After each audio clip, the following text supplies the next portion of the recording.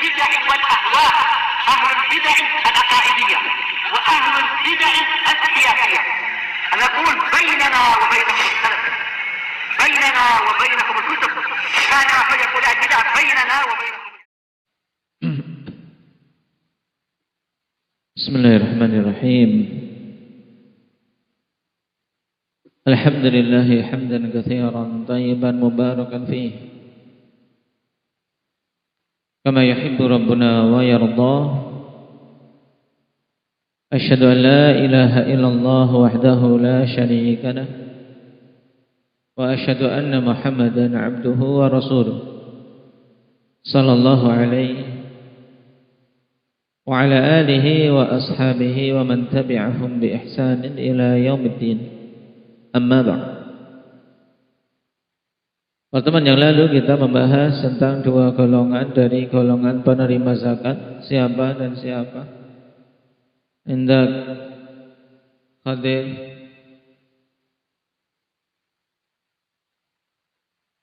yaitu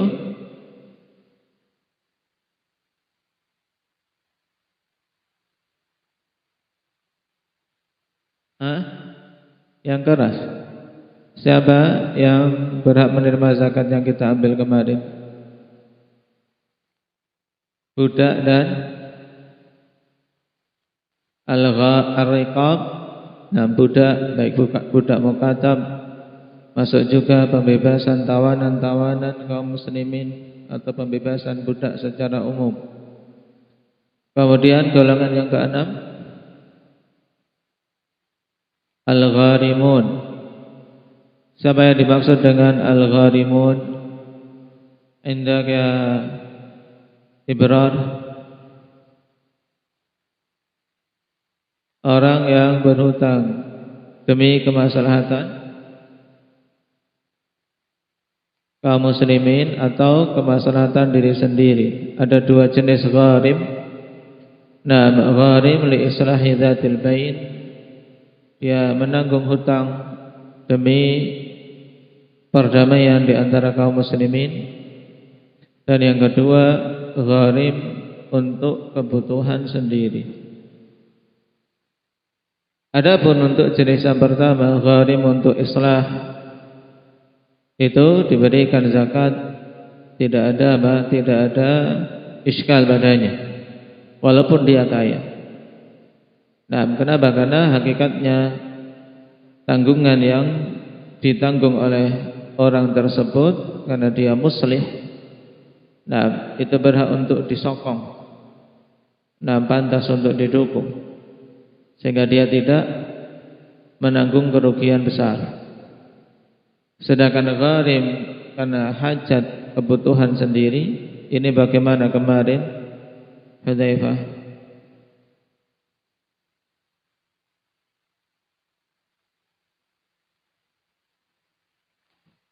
Yaitu dipersyaratkan bagi orang yang berhutang yang hutangnya itu demi hajat diri sendiri, maka diberi kadar dia bisa melunasi hutangnya.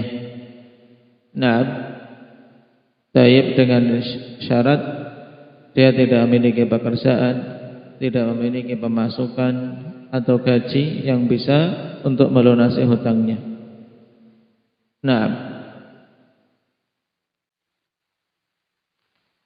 sekarang kita masuk pada jenis yang ke-7 dari golongan penerima zakat, wa fi sabilillah. Perhatikan ta'liq as-sinfus sabi' fi sabilillah wa aktsarul ulama ala anna al-murad bihi al-jihad. Mayoritas para ulama mengatakan bahwasanya yang dimaksud dengan fi sabilillah maksudnya jihad. Berarti para mujahid fi sabilillah.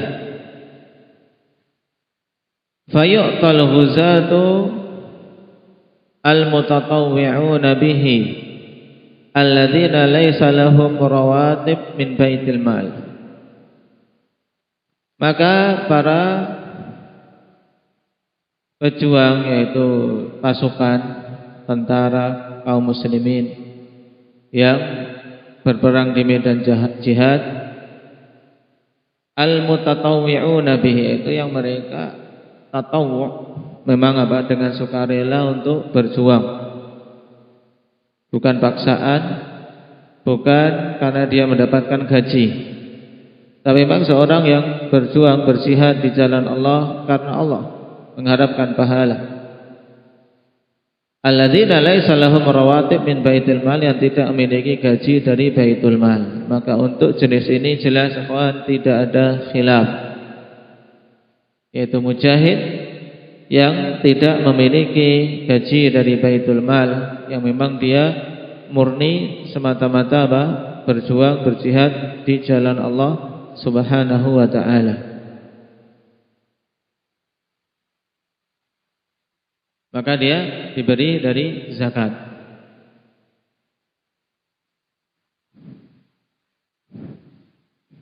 Aulahum rawatibu la takfihim, atau bagi pejuang yang memiliki rawatib, memiliki gaji dari baitul mal, akan tetapi tidak cukup, tidak cukup untuk kebutuhan mereka. Misalnya mereka sibuk dengan perjuangan, sibuk dengan perang, ada anggota-anggota keluarga yang ditinggal, yang di bawah tanggungannya. Fayu'taun ma yakfihim lil ghazwi wal jihad walau kanu aghniya.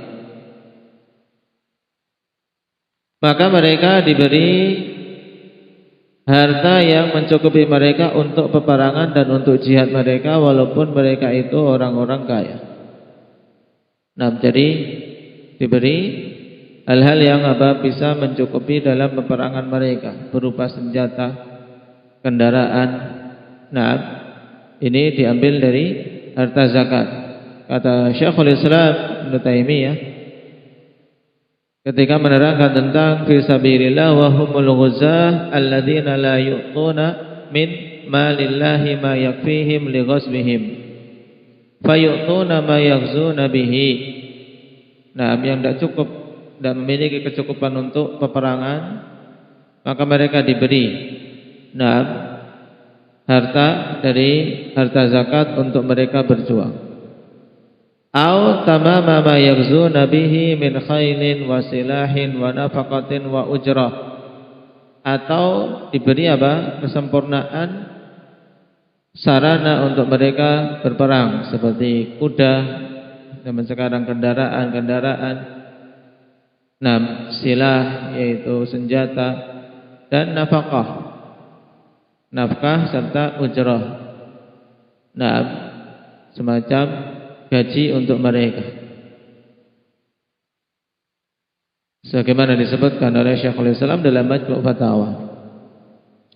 Berarti di sini akhwan, adapun untuk mujahid fi sabilillah yang berperang dengan senjata, maka jelas mereka diberi dari zakat, karena masuk dalam fi sabilillah. Yang menjadi permasalahan sekarang, apakah para penuntut ilmu syar'i masuk dalam fi sabilillah yang berhak menerima zakat? Tidak ada khilaf di kalangan para ulama bahwasanya disyariatkan untuk memberikan nafkah kepada para talabatul ilm dari zakat apabila mereka fakir. Nah, kenapa? Karena mereka jelas masuk dalam golongan fuqara wal masakin, dan itu kebanyakan para penuntut ilmu, apalagi di masa lampau, yang sampai-sampai sebagian mereka menjual baju, menjual perkakas dapurnya demi bisa memberi kertas dan tinta. Nah, maka mereka diberi dari zakat. Cuman apabila mereka bukan fuqara, bukan deretan orang-orang fakir dari para penuntut ilmu, apakah mereka juga berhak untuk diberi zakat, dikategorikan dalam jenis fi sabilillah? Maka di sini terjadi khilaf di kalangan ahlul ilmi. Nah, Syekh bin Utsaimin rahimahullahu taala mengatakan alladzi ara jawaza sarfi zakati li talabatil ilmi al-munqati'ina li talabihi idza kana ilman syar'iyyan li'anna ad-dina qama bil ilmi was-silah. Aku berpandangan bolehnya mengarahkan zakat bagi para penuntut ilmu.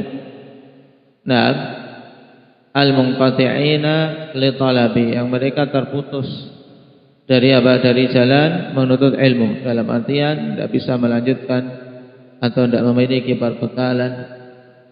Nah, karena bagaimanapun juga menuntut ilmu butuh biaya, baik untuk pena, untuk kertas, untuk buku, untuk kitab, dan juga untuk makan.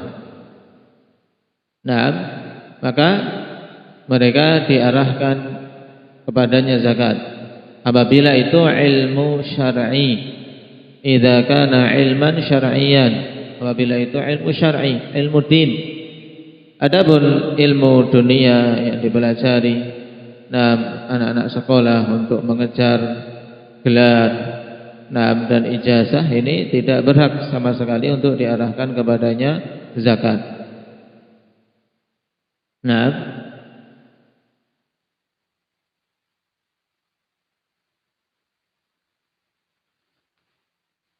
Qala wa ala hadza fatusrafu zakatu lahum fi nafaqatihim wa ma yahtajuna ilaihi minal kutub. Maka berdasarkan hal ini diarahkan kepada mereka zakat untuk nafkah mereka, dan juga untuk apa-apa yang mereka butuhkan berupa kitab-kitab. Jadi pembelian kitab misalnya, diambil dari harta zakat, ini boleh untuk diserahkan kepada para thalabatul ilmi. Bahkan Syekh bin Utsaimin mengatakan untuk kepemilikan pribadi, sawa'un kana ala sabilit tamlikil fardi alladhi yushtara likulli fardin minhum, kepemilikan pribadi masing-masing dibelikan, ini boleh. Amma ala sabilit ta'mim, atau secara umum kal kutub alladhi tushtara fatuda fi maktabatin yartadaha at-tullab, atau secara umum diberikan kitab-kitab kemudian diletakkan di perpustakaan yang memang para tullab senantiasa berbolak-balik ke situ. Kenapa? Li'anna al-kutuba li talibil ilmi bi manzilatis sayfi wal bunduqiyah wa nahwihima lil muqatil. Ini alasannya. Kalau dibelikan kitab boleh, baik kitab dibagi sendiri-sendiri atau kitab diletakkan di maktabah. Kenapa? Karena kitab bagi penuntut ilmu itu kedudukannya seperti pedang dan seperti senapan, dan yang semisalnya untuk seorang pejuang. Penuntut ilmu tanpa kitab seperti pejuang tidak memiliki senjata. Ini kalau kitab boleh. Adapun digunakan untuk membangun asrama, digunakan untuk membangun madrasah, tempat pembelajaran bagi penuntut ilmu, maka kata beliau, amma bina'ul masakini wal madarisi li talabatil ilm fa fi nafsi syai'un fi jawazi sarfi zakati fiha. Jadi beliau ragu, tidak bisa mengatakan boleh untuk untuk mengarahkan zakat demi pembangunan madrasah atau pembangunan tempat tinggal para penuntut ilmu. Kenapa, kawan? Karena perbedaan antara keduanya, antara membangun madrasah dan membangun asrama dengan memberi kitab.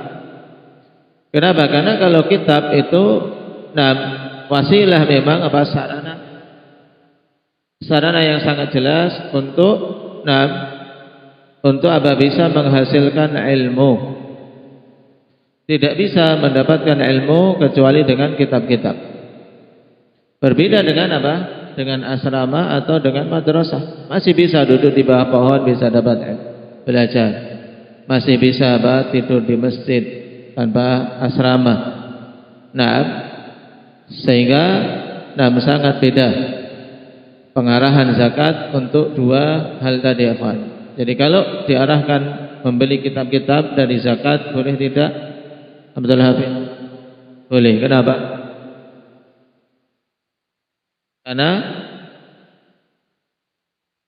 Karena itu adalah senjata bagi penuntut ilmu. Kitab itu kan senjata bagi penuntut ilmu seperti pedang dan senapan bagi mujahid. Nah, sedangkan untuk asrama, kemudian madrasah, ini pengambilan kemanfaatannya, ikhwan, tidak seperti kitab. Nah, pejuang, para penuntut ilmu masih bisa untuk tinggal di masjid atau mereka belajar di bawah pohon, tanpa harus dengan apa? Dengan adanya madrasah-madrasah. Taib ya mujahid. Pembahasan ini tentang mujahid.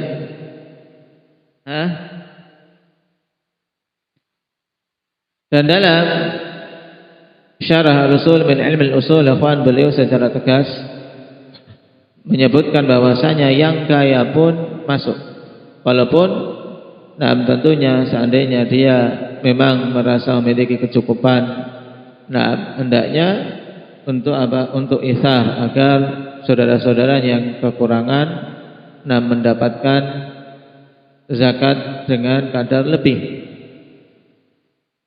Kata beliau rahimahullahu taala, "Famin ahli al-ilmi man yaqul innahu yusrafu li talabati al-ilmi al-mutafarrighina lil ilmi." Tapi ini syaratnya. Para ulama mengatakan zakat diarahkan kepada penuntut ilmu yang mereka memang fokus untuk ilmu, fokus untuk belajar. Bukan sekedar apa? Penuntut ilmu sekedar label saja. Penuntut ilmu tapi aslinya penuntut apa? Kenyamanan, penuntut menu makanan, sehingga mencari yang menu makanannya enak mana. Menuntut kebebasan dari orang tua. Ini bukan penuntut ilmu. Jadi yang berhak untuk mendapatkan zakat dari talabatul ilmi yaitu al-mutafarrighina lil ilmi, yang mereka konsentrasi belajar untuk ilmu. Wa in kanu qadirina 'alal kasbi min jihatin ukhra. Walaupun mereka mampu. Walaupun mereka mampu untuk apa? Untuk bekerja dari arah yang lain. Fa idza tafarragu li talabil ilmi walau kanu qadirina 'ala akhdhil kasbi min jihatin ukhra fa innahum yu'tuna min az-zakati halalan lahum walau kanu aghniya. Maka bila mereka konsentrasi dalam menuntut ilmu, baik itu belajar sambil mengajari manusia atau memang dia belajar dari nol, walaupun mereka mampu untuk bisa bekerja dari sisi yang lain, maka tetap mereka berhak untuk diberi zakat, dan itu halal bagi mereka walaupun mereka kaya. Kama yu'tal mujahiduna walau kanu aghniya, sebagaimana para mujahidin mereka diberi dari zakat walaupun mereka kaya. Dan beliau merajihkan pendapat tersebut. Karena jihad tidak bisa tegak kecuali dengan dua hal, yaitu bil ilmi kemudian bisilah. Baik. Ini tentang fi sabilillah. Sehingga kalau zakat diarahkan untuk membangun masjid dengan alasan ini fi sabilillah, bisa tidak Indah Ismail? Tidak bisa. Berarti zakat tidak bisa diarahkan untuk pembangunan masjid. Karena bukan termasuk dari golongan yang berhak menerima zakat. Kemudian golongan yang ke-8 yang terakhir, wabnis sabil. As-sinfut tsamin ibnu sabil, wa sabilu huwa tariq. Sabil yaitu jalan, berarti ibnu sabil apa maknanya, Talha? Anak jalan. Ya. Maksudnya gimana? Wal muradu bihi al musafir alladzi inqata'a bihi safaru ila ahli, yaitu seorang musafir yang terputus safarnya untuk bisa pulang kepada keluarganya. Atau mudahnya musafir yang kehabisan duit, musafir yang kehabisan bekal, tidak bisa melanjutkan perjalanannya untuk pulang, maka dia diberi dari zakat. Kadarnya bagaimana? Fayu'ta ma yusiluhu ila baladi, maka dia diberi zakat yang bisa menyampaikan dia sampai ke tempat tinggalnya. Paham? Nah, ini tentang Ibnu Sabil.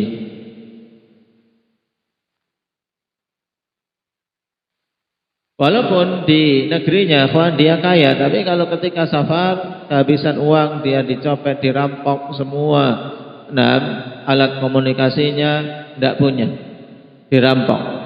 Nah, kartu-kartu untuk mengambil uang juga tidak punya. Nah, dia diberi zakat. Baik.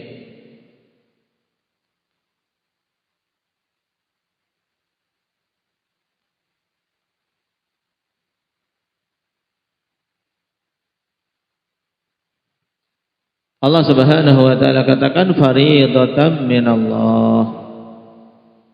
Setelah menyebutkan 8 golongan ini, Allah katakan fariidatan minallah wallahu alim. Alhamdulillah. Wallahu alimun hakim. Ay maksud fariidatan minallah hukman muqaddaran bi taqdirillahi wa fardihi wa qasmihi. Maksudnya ini semua adalah bentuk hukum yang telah ditetapkan dengan ketetapan Allah dan pembagian Allah Subhanahu wa taala. Tidak bisa seorang menambahkan golongan yang ke-9 atau menguranginya dengan mengatakan dia tidak berhak menerima zakat. Tapi 8 golongan ini selama terpenuhi pada seseorang, maka dia berhak. Wallahu alimun hakim. Dikatakan oleh Al-Hafidz Ibnu Katsir, alimun bi dzawahiril umuri wa bawatiniha wa bi masalihi ibadi. Zat yang maha mengilmui perkara-perkara yang nampak maupun yang tersembunyi, dan yang mengilmui kemaslahatan hamba-hambanya. Hakim fima yaf'aluhu wa yaquluhu wa yashra'uhu wa yahkumu bih. Nah, hakim yaitu yang maha bijaksana pada semua yang Allah lakukan dan yang katakan dan yang syariatkan serta tetapkan hukumnya. Baik. Kemudian dalam ta'liq dikatakan wa idza faddala ma'abni sabil awil ghazi awil gharim awil mukatab syai'un mimma akhadahu min az-zakati raddah. Ini faedah diingat-ingat. Nah, apabila tersisa bersama dengan Ibnu Sabil, musafir, karena musafir tadi kadang dia mendapatkan zakat apa? Kalau musafir yang terputus jalan dari apa? Dari perbekalan di perjalanannya diberi sampai kadar apa Ali? Bisa sampai rumahnya, sampai tempatnya. Maka kalau sisa sudah sampai tempat masih sisa banyak, maka bagaimana? Dia wajib mengembalikan. Dikembalikan ke Baitul Mal. Awil ghazi atau siapa? Si pejuang mujahid sudah cukup untuk beli senjata, peralatan.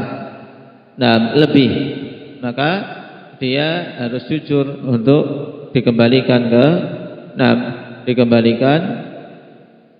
ke Baitul Mal. Awil gharim atau orang yang menanggung hutang. Menanggung hutangnya 2 juta misalnya. Dia diberi 2,5 juta, sisa 500 harus dikembalikan. Ini ya kawan, kalau apa? Kalau mereka memang diberi hanya karena itu tok. Tapi kalau selain itu dia juga seorang fakir dan miskin, maka dia boleh mengambil sisanya. Paham?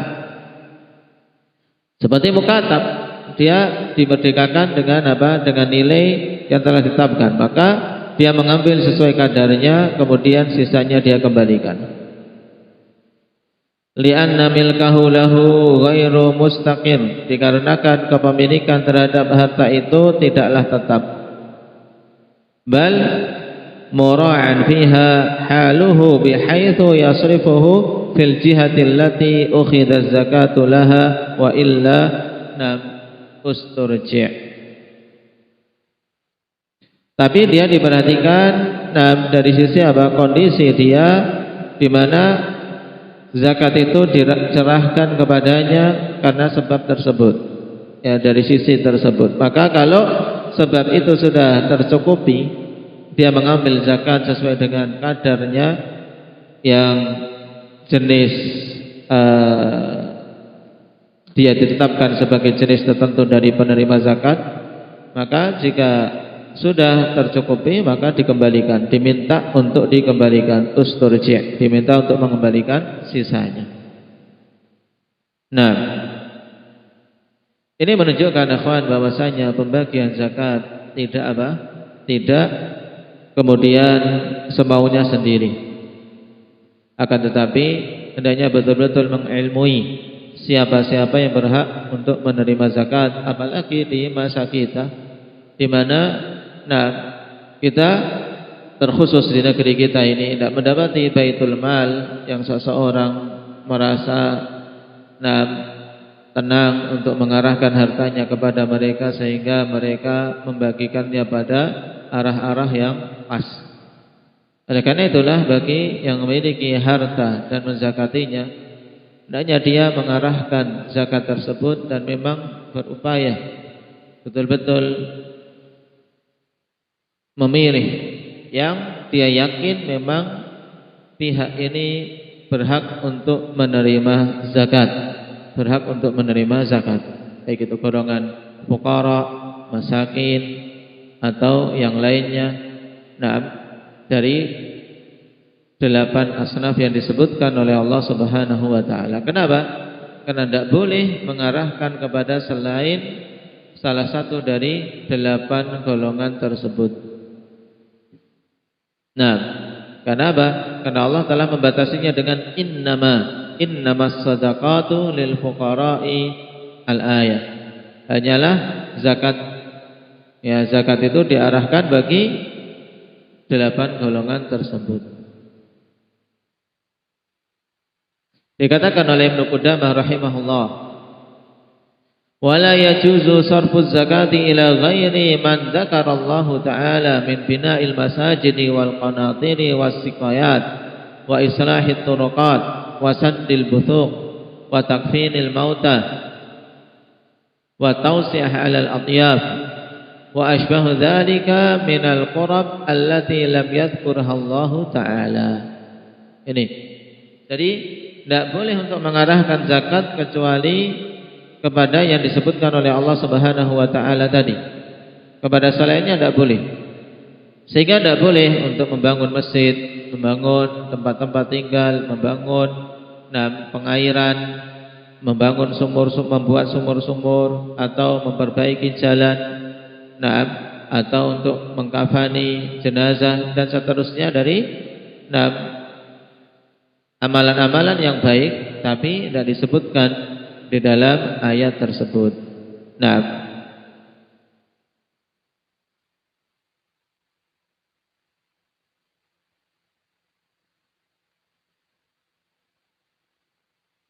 Dan telah menukilkan adanya kesepakatan di antara para ulama tentang tidak bolehnya mengarahkan kepada selain 8 golongan itu. Syekhul Islam Ibnu Taimiyah rahimahullahu taala.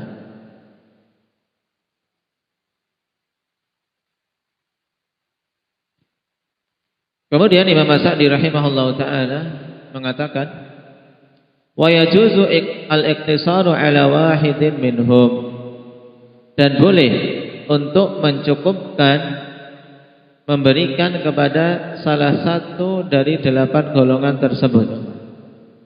Misalnya diberikan kepada fuqara atau diberikan kepada masakin tok, maka sah, boleh. Karena benda diharuskan harus merata pada 8 golongan itu. Baik, misalnya diarahkan kepada penuntut ilmu tok, maka itu juga khair. Atau diarahkan kepada seorang gharim yang dengan dilunasi hutangnya mungkin dia bisa istiqamah. Nah, maka ini juga boleh, sah. Ini maksud Imam As-Sa'di, wa yajuzul ikhtisaru ala wahidin minhum. Ay yajuzul ikhtisaru ala wahidin minhum min hadhihi al-asnaf al-thamaniyah. Kal fuqara'i awil gharimin wa nahwi dzalik. Nah, boleh untuk diambil salah satu golongan saja, ini maksudnya. Apa dalilnya? Liqaulihi sallallahu alaihi wasallam li Mu'adz, fa inhum ata'uka lidzalik fa'alimhum anna Allah aftarada alaihim shadaqatan tu'khadhu min aghniyaihim faturaddu ala fuqaraihim, muttafaqun alaih. Jika mereka mentaatimu pada hal tersebut, yaitu perintah untuk salat, maka setelahnya ajari mereka bahwasanya Allah mewajibkan zakat yang diambil dari orang-orang kaya mereka dan diberikan kepada orang-orang fakirnya mereka. Jadi disebutkan di sini cuma satu golongan, yaitu fuqara tak. Menunjukkan boleh seandainya zakat hanya diarahkan kepada fuqara saja. Boleh tidak? Takif? Boleh. Nah, tapi di sini juga seorang hendaknya melihat masalah yang lebih besar mana, yang paling membutuhkan sisi apa. Qala wa syahidu min hadzal hadits qauluhu turaddu ala fuqaraihim faqatasara ala sinfin wahidin wa humul fuqara. Nabi mencukupkan akhwan dengan menyebutkan satu golongan dari golongan penerima zakat, yaitu orang-orang fakir saja. Nah, berarti dengan ini jelas 8 golongan yang berhak menerima zakat, kriterianya akhwan dan bagaimana pemberiannya. Nah, diilmui, dan bagi para pemilik harta hendaknya betul-betul mengilmui sisi ini agar apa, dia bisa menyalurkan hartanya dengan tepat. Nah, karena itu zakat adalah sedekah yang paling utama. Nah, kenapa? Karena sedekah yang wajib. Sedekah yang wajib itu yang paling Allah Subhanahu wa taala cintai dari sedekah-sedekah yang lain. Nah, sebagaimana dalam hadis qudsi, nah, wa ma taqarraba ilayya 'abdi bi syai'in ahabba ilayya mimma aftaradtuhu alayhi. Tidaklah seorang mendekatkan diri kepadaku dengan sesuatu hal yang lebih aku cintai daripada mendekatkan diri kepadaku dengan hal-hal yang aku wajibkan. Maka hendaknya betul-betul ikhlas, mengupayakan betul-betul yang paling bagus yang dia mampu dan arah yang paling bermanfaat dan paling yakin itu terpenuhi syaratnya. Nah, barakallahu fikum. Tersisa pembahasan golongan-golongan yang tidak halal mengambil zakat, insyaallah kita ambil pada pertemuan yang akan datang. Subhanakallahumma bihamdik asyhadu an la ilaha illa anta astaghfiruka